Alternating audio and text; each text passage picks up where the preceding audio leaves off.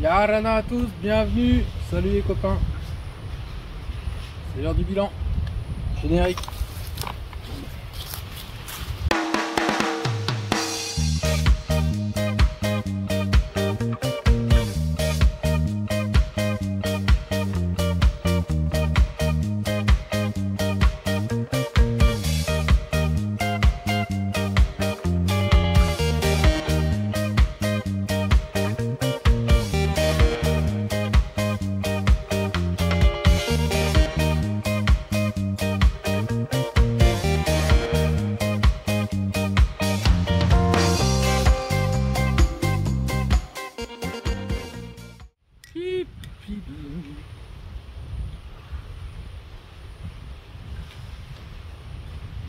Bon,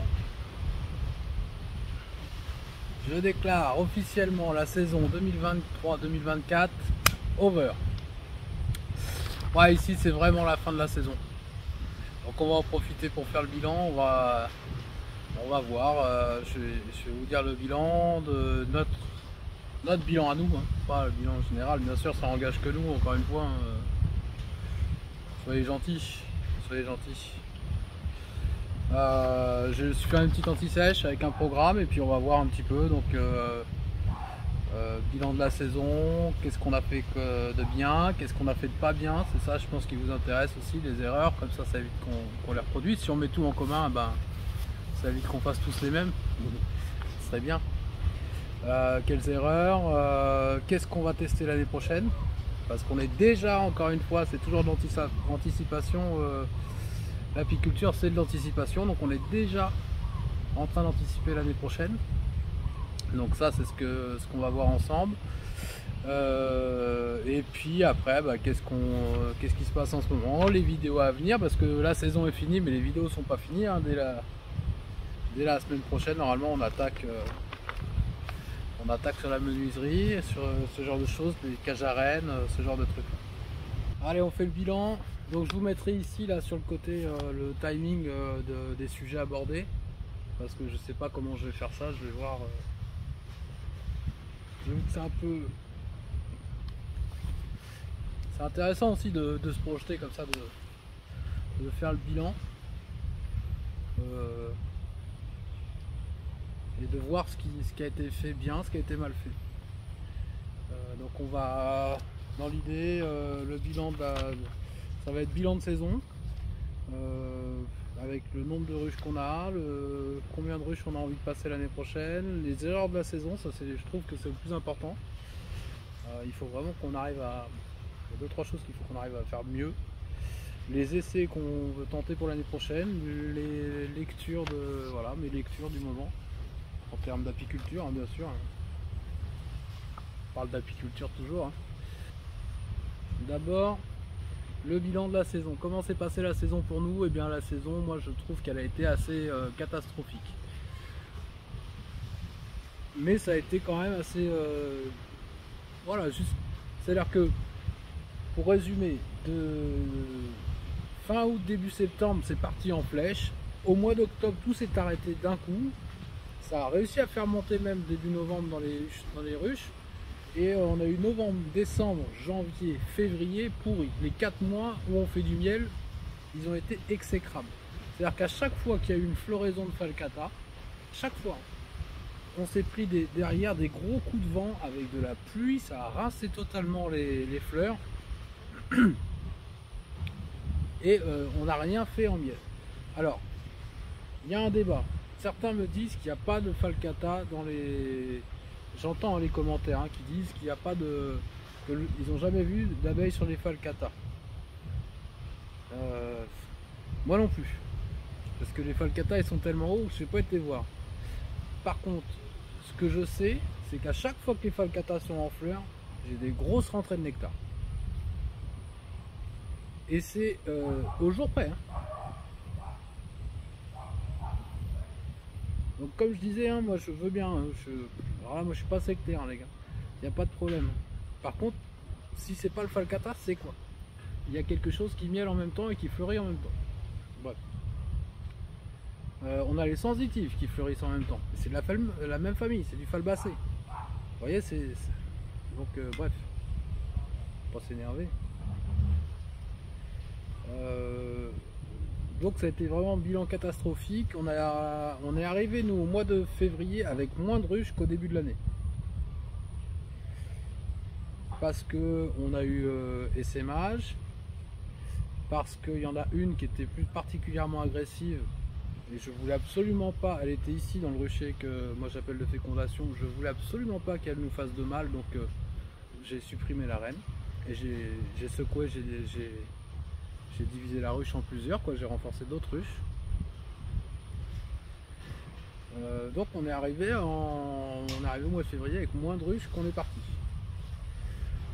Ensuite, vous avez vu le long des vidéos, on a commencé à faire de l'élevage gentiment. On a fait des élevages, on a fait les ruches étaient très faibles quand elles sont arrivées au mois de janvier-février. Elles n'étaient pas au mieux de leur forme. Elles n'étaient pas au pire, mais elles n'étaient pas au mieux. Elles ont souffert cette saison assez en dents de scie. Donc qu'est-ce qu'on a fait après? On a continué notre bonhomme de chemin, on a divisé ce qu'on devait diviser, on a changé les rênes qu'on devait changer. On est arrivé à un total, là on a 15 colonies. 15 colonies, mais colonies prêtes à produire l'année prochaine. Alors qu'on a pris le pari, là, c'est pas le pari, on a pris le parti d'avoir 15 colonies pour l'année prochaine. Ces colonies là, elles sont pas toutes au même niveau, donc ça on va en parler, c'est sur les aspirations de l'année prochaine. Sur les ratés, on a essayé des nucléis cette année, ça a été un fiasco total. J'avais fait des nucléis en contreplaqué, je me suis dit faut tenter, on verra bien. Est-ce que c'est la chaleur, est-ce que c'est le peuplement? Moi c'était la première fois que je peuplais des nucléis, donc le peuplement c'est pas ça. On va refaire l'année prochaine, mais je ferai plusieurs essais. Et pareil, il n'y avait pas de circonstruite, donc compliqué pour garder les abeilles là-dedans. On a eu 2 réussites, je crois, sur 10 nucléis peuplés. Donc les 3 quarts ils ont été désertés direct, enfin c'est n'importe quoi. D'autres erreurs qu'on a faites, j'ai eu tendance à taper beaucoup dans les abeilles, c'est-à-dire à leur en demander beaucoup, en espérant, moi je voulais qu'on arrive à 20 caisses cette année. Je voulais 20 ruches en production pour cette année, je voulais qu'on les ait, on les a pas, on a 15, et donc, mais c'est de ma faute, parce qu'à force de faire des essais, allez je fais un essaim maintenant, allez je fais un essaim maintenant, et que les essaims ont capoté. Alors il y a des fois c'était de ma faute, mais souvent ça a été le temps. J'ai essayé de faire un essaim en me disant tiens il y a 2 jours de beau, tac je tente, ça va y aller dans les 15 jours prochains, c'est pas possible, le temps peut pas rester comme ça 2 mois de plus, et en fait si le temps il est resté comme ça 2 mois de plus.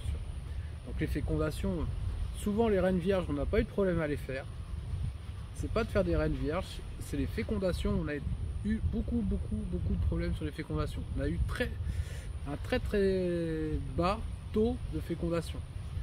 J'ai calculé, on est à 56% ou un truc comme ça de taux de fécondation. Bon alors tu me diras, on peut que s'améliorer, ça va être compliqué de faire pire, mais c'est très bas quoi. Donc ça c'est une grosse erreur de cette année. Grosse erreur, ça va être de trop solliciter les ruches. Deuxième erreur, ça a été de la fécondation, il faut qu'on revoie ça. Il faut que je revoie ça parce que là c'est vraiment un problème. Ça c'est pas possible d'avoir 53% de réussite. On peut que monter. Le greffage en début de saison, ça a été compliqué. Ça a été beaucoup mieux sur la dernière. La dernière session de greffage a été beaucoup plus jolie. Sur les erreurs, on a fait quoi d'autre en conneries? Qu'est-ce que j'ai fait? Moi j'en ai fait un paquet de conneries. Une autre erreur de la saison, on n'était pas prêt. C'est-à-dire que fin août, on n'était pas prêt quand la saison a commencé. Quand je dis on n'était pas prêt, le matos n'était pas prêt.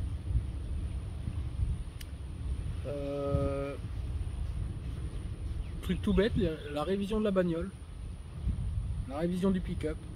Donc on n'avait pas fait la révision et on s'est retrouvé à devoir aller aux ruches et on n'a pas pu y aller justement parce qu'on avait une panne de radiateur, le radiateur a lâché et on s'est retrouvé ici. Il faut bien comprendre que tout prend des mesures pas possibles, c'est-à-dire que pour ton radiateur, nous il a fallu attendre 3 semaines parce que le radiateur ils en avaient pas sur le territoire, ou alors fallait le payer 6 fois le prix. Donc tout peut prendre beaucoup de temps. Donc faut vraiment anticiper. Donc on n'était pas prêt. Voilà. Dans les erreurs, il y a eu ça.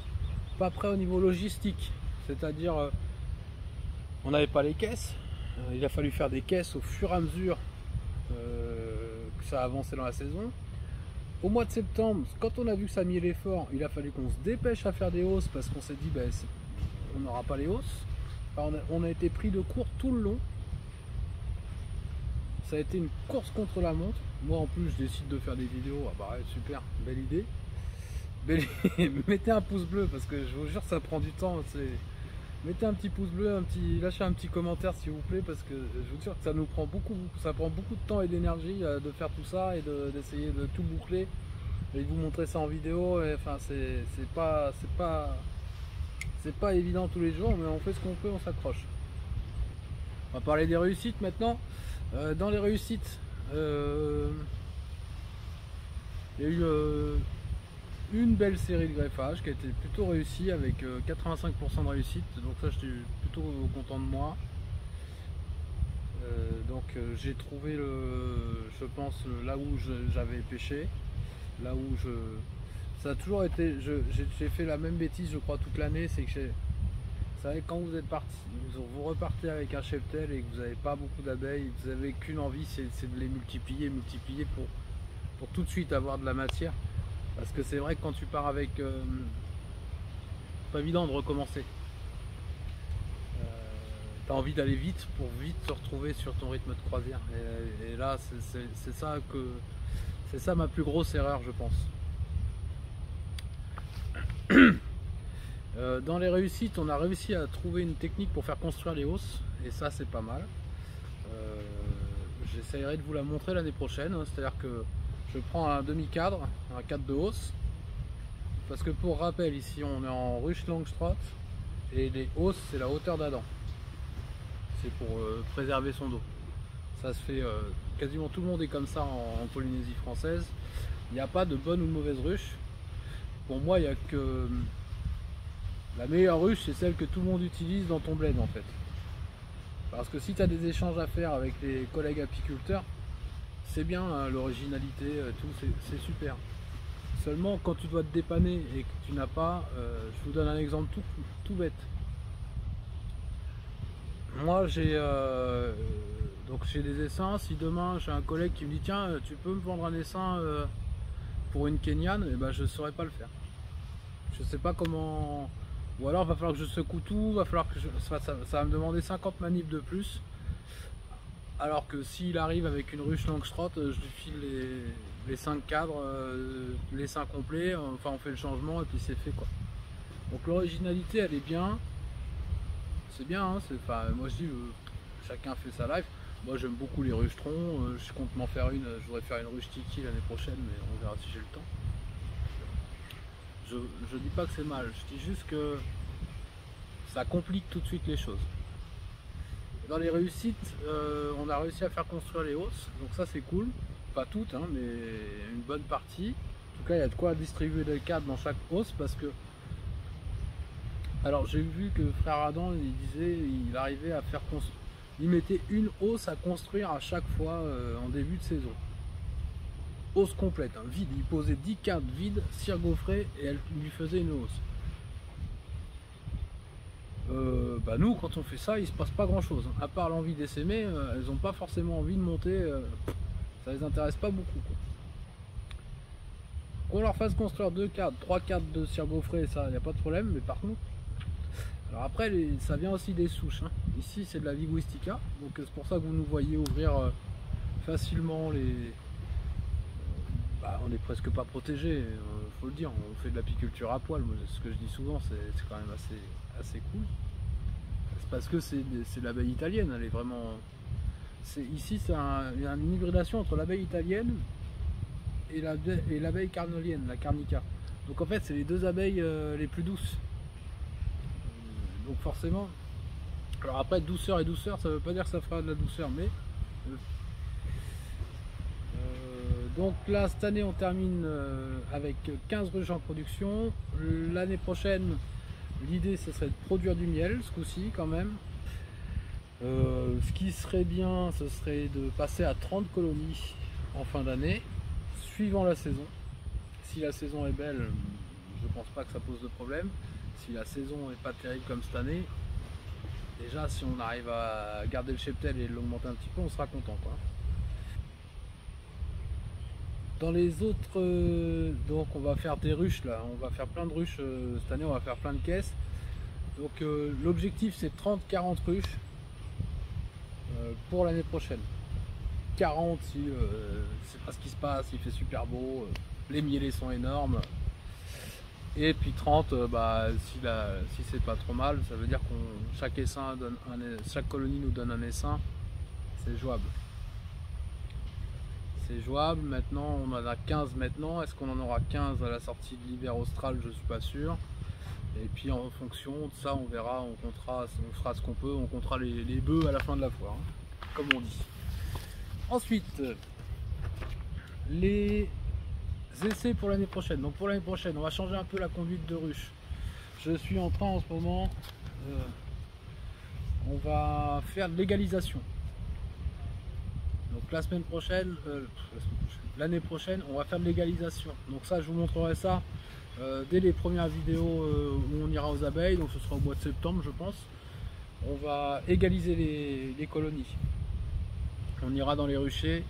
Et puis on fera en sorte qu'elles soient toutes sur le même nombre de cadres. Que les fortes, on va les calmer un peu, et les faibles, on va les grossir un peu. Pourquoi je veux qu'on fasse ça? Pour faciliter les choses. Parce que sinon, les fortes, elles arrivent trop tôt. Elles arrivent trop tôt, trop fort. Et tu te retrouves à gérer de l'essaimage alors qu'il n'y aurait pas lieu de le gérer. Donc ça déjà, ça va nous enlever un poids, je pense. Ensuite, les trop faibles, elles vont rien faire. Si tu les égalises pas, elles feront rien. On l'a vu, il y en a, ça pétouille, ça pétouille, ça pétouille. Et arrivé à la fin de saison seulement, ça commence à donner. Donc l'année prochaine, le but, début d'année, début de saison, quand je dis l'année prochaine, c'est toujours en 2024, hein, c'est en septembre, août-septembre, vers là. Première chose, on fera une visite de contrôle et juste après on fera égalisation. Donc, je vous montrerai comment on fait l'égalisation avec 3 ruchers. Comme on a 3 ruchers, je vous montrerai comment ça se passe. Donc ça c'est pour l'année prochaine. Ensuite, très rapidement, je vais faire de l'élevage. L'élevage, on va essayer de changer un petit peu d'échelle, c'est-à-dire que je voudrais garder une éleveuse toute la saison, 1 ou 2 ruches à mâle. Voilà, et puis après des nucléis. Il faut absolument que j'arrive à gérer les nucléis et que j'arrive à les garnir, à les fournir. Donc je pense que je vais changer mes nucléis que j'ai là, je vais les modifier un petit peu. Pourquoi je veux qu'on fasse de l'élevage comme ça? Parce que on s'aperçoit que les rennes, en milieu tropical, on leur demande beaucoup. Quand je dis on leur demande beaucoup, c'est pas moi, hein, c'est le climat qui leur demande beaucoup. Elles n'arrêtent jamais de pondre en fait. Là vous allez dans les ruches, là si on y allait, alors j'y vais pas parce que je les laisse tranquilles, là c'est vraiment la période où je les laisse tranquilles. On a été vérifier le dernier rucher dans la semaine là.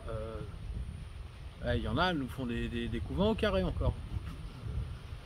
Donc qu'est-ce qui se passe? C'est qu'elles s'épuisent vite et après on se retrouve avec des super cédures ou des remérages en milieu de saison. Donc on va éviter ça. On va essayer de lancer l'élevage de bonne heure pour après pouvoir introduire très rapidement. C'est-à-dire mettre une reine de l'année pour que ça parte. Et pallier, ne pas tout perdre. Vous savez, quand vous avez une reine qui sème, le temps que ça en refasse une, bon, mais si tu as déjà des fécondés qui traînent, mais tout de suite c'est plus pareil quoi. Donc ça c'est ce qu'on va essayer de faire l'année prochaine. Donc l'année prochaine on va essayer aussi de faire du pollen, parce qu'on a du pollen qui est très très pur, très très beau ici. Et donc ce sera intéressant de réussir à attraper un peu de pollen, on va faire un peu de propolis. On va essayer en fait de diversifier un petit peu les produits proposés par Fareoni. Voilà, je ne sais pas si vous avez vu, on a un nouveau logo, je vous le mets là. Voilà, on est trop content. Alors ah mais le bleu turquoise ça représente pas les abeilles. Bah non, mais ça représente la Polynésie et les lagons. Donc voilà ce qu'on a, c'est pour ça qu'on a fait ce logo. Dites-moi en commentaire ce que vous en pensez. Nous en tout cas on est très fiers de ce logo, on est très fiers de vous le montrer. Donc l'année prochaine on va essayer de diversifier les produits Fareoni, c'est-à-dire du miel. On va enfin pouvoir lancer le miel, on va enfin pouvoir lancer j'espère la propolis, le vinaigre de miel. On va voir tout ce qu'on peut faire et ce qu'on pourra faire, on vous le dira au fur et à mesure. Même si je sais c'est pas vous qui allez acheter, c'est pas grave, mais au moins ça participe à la chaîne et ça permet à tout le monde de voilà. Et puis quand vous avez des conseils, des recettes, des trucs, n'hésitez pas à nous les donner.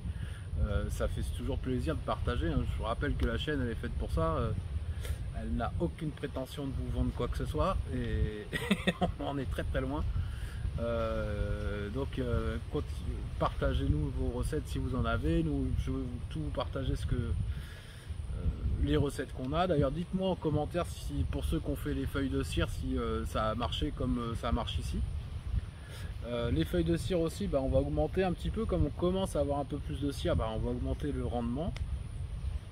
Voilà, on change un peu comment dirais-je, pour l'année prochaine l'idée c'est de changer un petit peu, pas de catégorie parce que ça fait super prétentieux.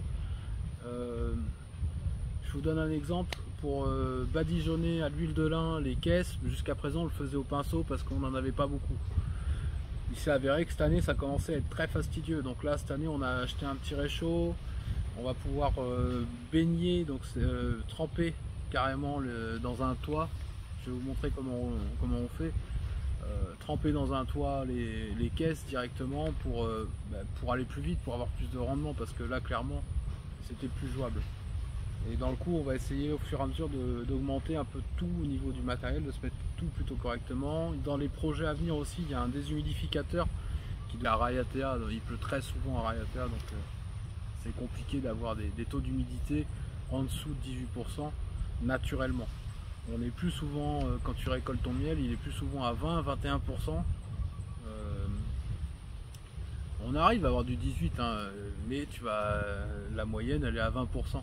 Donc il nous faut absolument un déshumidificateur pour contrôler la bonne conservation de notre produit. Ensuite, je voulais vous montrer 2-3 petites choses. La lecture, parce que c'est intéressant. Pour ceux qui sont en Polynésie, sachez que j'ai pas de partenariat avec eux, mais je sais que c'est galère à trouver des bouquins. La Fnac livre ici. Parce que je sais que c'est une galère pas possible. Donc là, la Fnac il livre. Okay. Donc moi je suis là-dessus en ce moment, c'est super intéressant. On voit des choses qui sont très très intéressantes. On s'aperçoit, j'ai retenu une phrase de ce que disait, donc le bouquin c'est Frère Adam. Donc c'est le monsieur qui a fait l'abeille Buckfast. On pense ce qu'on veut de l'abeille Buckfast. En fait il n'a pas fait l'abeille Buckfast pour faire l'abeille. Il s'est retrouvé, il a perdu quasiment tout son cheptel et il restait que de la linguistica. Et à partir de là, il s'est dit que c'était pas possible de s'en remettre trop autant. Et en fait, il y a eu une grosse épidémie d'acariose en Angleterre qui a décimé 90% des ruches anglaises en 1915.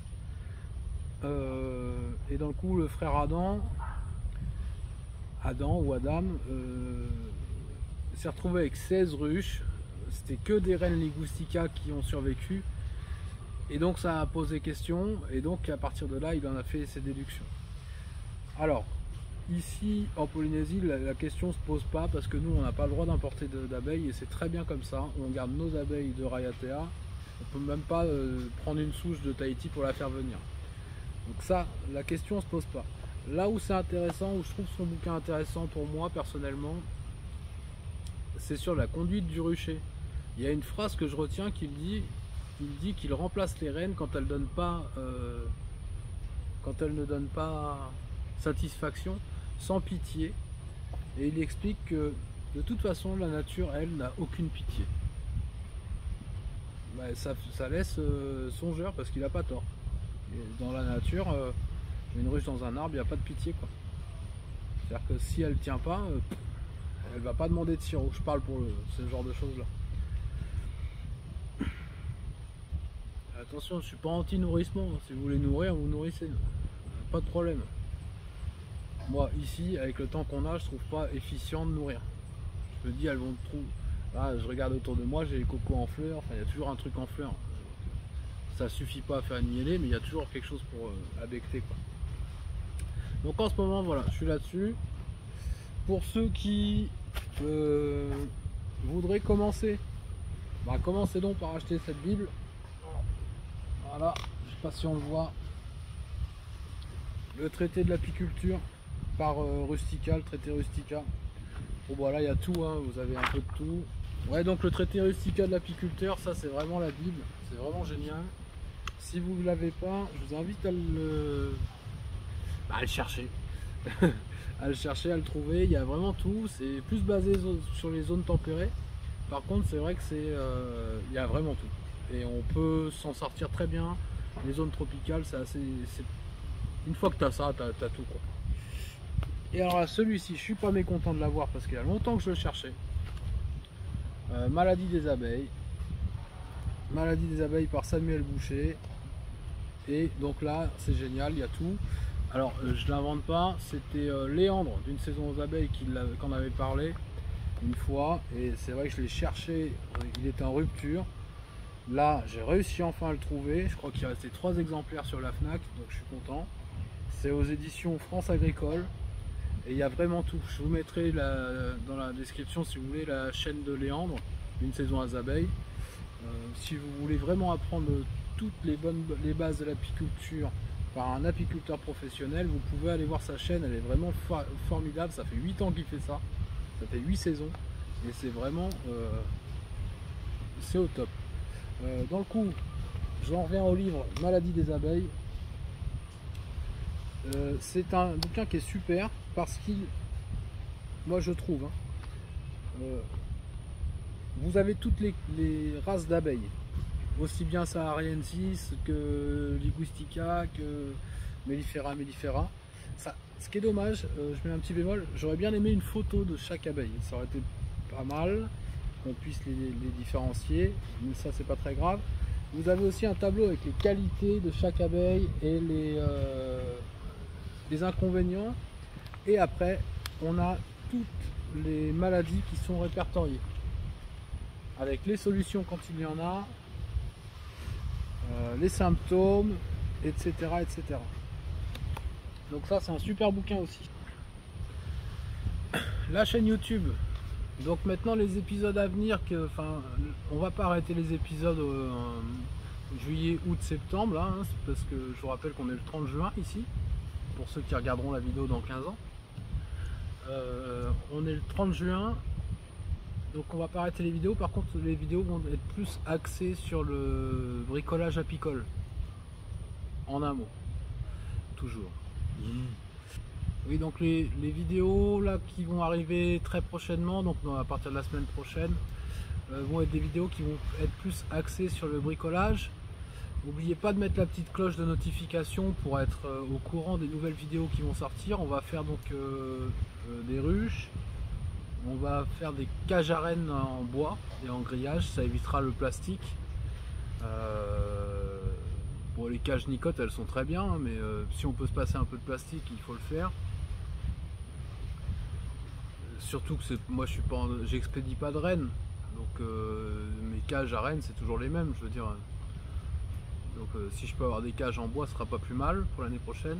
On va faire des nucléis, je pense. On va également, parler sanitaire, c'est-à-dire qu'on va, voilà, on va désinfecter les ruches, on va nettoyer les planchers, nettoyer les grilles à rennes. Je vais vous montrer tous ces travaux-là, les travaux que vous faites en hiver et que nous ici, on fait en hiver aussi, parce qu'ici c'est l'hiver apicole, c'est l'hiver austral, pardon. Donc voilà toutes les vidéos qui vont arriver. Donc je vous invite à vous abonner si ce n'est pas déjà fait. Je vous invite également à mettre la petite cloche de notification. Elle vous permet d'être au courant des nouvelles vidéos qui sortent. Voilà. Si vous avez des questions ou des suggestions, voilà, des vidéos que vous voulez voir, c'est-à-dire tiens Kevin, est-ce que tu pourrais nous montrer comment tu fais ça ou quoi, laissez-moi un commentaire et si je peux, je le fais.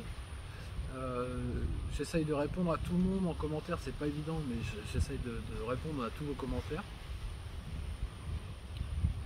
Et puis voilà, je pense que j'ai dit à peu près tout. Ah oui, et puis le micro il arrive le 26 juillet, si je dis pas de bêtises. Le micro arrive enfin. Bouya, 6 mois pour avoir un micro. Ah, je suis désolé les gars, je voulais pas. 56 000 le micro, faut pas déconner. Donc je vous invite à vous abonner, je vous invite à mettre la petite cloche bleue pour être au courant des prochaines vidéos. On se quitte, on va voir 2-3 petites abeilles, on va se faire un petit survol de drone et puis des abeilles quand même, faut pas déconner. Hein, mais d'ailleurs dites-moi en commentaire, parce que j'ai vu que à chaque fois qu'il y a les vols d'abeilles et les petites parties que moi je préfère, à la limite c'est ce que je préfère faire, c'est là que j'ai le plus de baisse de visionnage. Donc je me demande si vous, c'est ce que vous préférez. Donc n'hésitez pas à laisser vos commentaires pour me dire. Voilà, moi je saurai si c'est de la merde.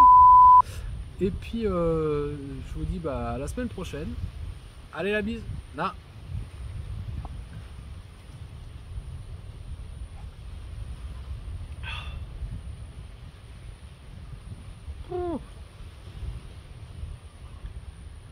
Une saison se termine, une saison qui commence. Allez, c'est parti.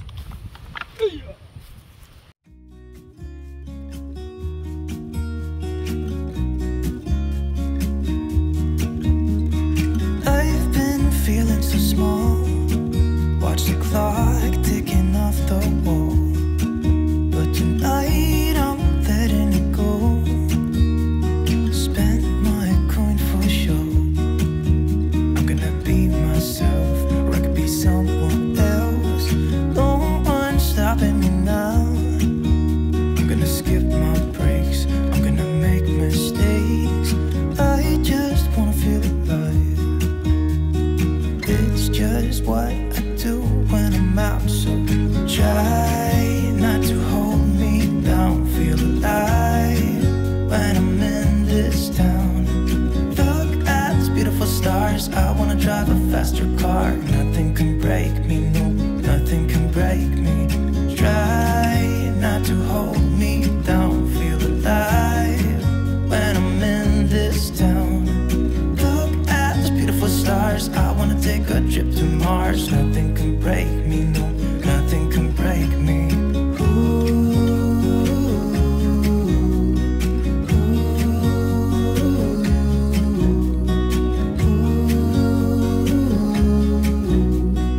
Look at these beautiful stars, I